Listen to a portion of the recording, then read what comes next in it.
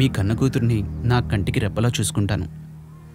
మా అమ్మా నాన్నల మీద ఒట్టేసి చెప్తున్నాను, దయచేసి మాకు పెళ్లి చేసి మమ్మల్ని ఆశీర్వదించండి.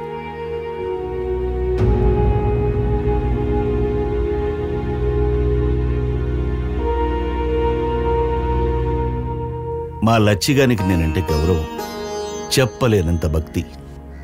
చెల్లెళ్ళంటే వానికి పానం. వాడు మిమ్మల్ని వీడికి పిలిచినాడంటే మీ గురించి నేను ప్రత్యేకంగా తెలుసుకోవాల్సిన పని లేదు. వాడిష్టమే నా ఇష్టం. నా బిడ్డని వాళ్ళమ్మ వదిలి వెళ్ళిపోయినాక మా అమ్మలా చూసుకుంటున్నా. మీరు మీ అమ్మలా చూసుకుంటానని మాట్లాడినారంటే నా తల్లి అదృష్టంగా భావిస్తున్నా. మంచి ముహూర్తం చూసి కబురు చేస్తా.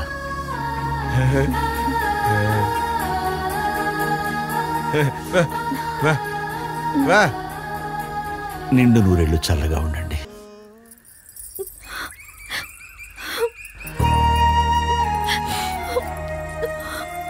జాగ్రత్త బిడ్డ.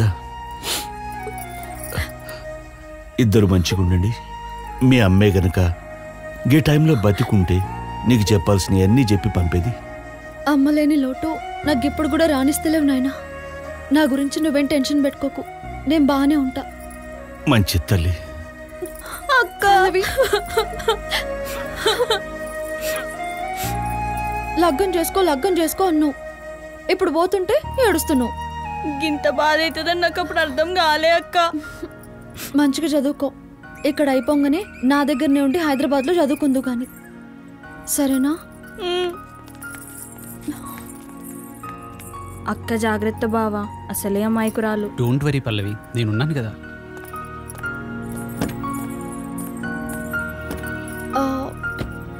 అవును, లచ్చనేడి? అవు ఇప్పటిదాకా ఇన్నే ఉండేగా. అగో వస్తుండు.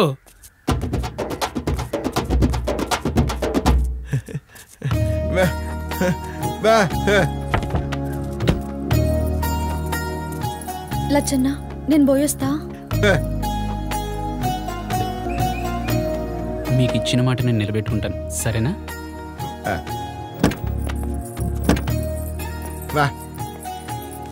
అన్నా, నాయన జాగ్రత్తగా చూసుకో. బాయ్ అక్క.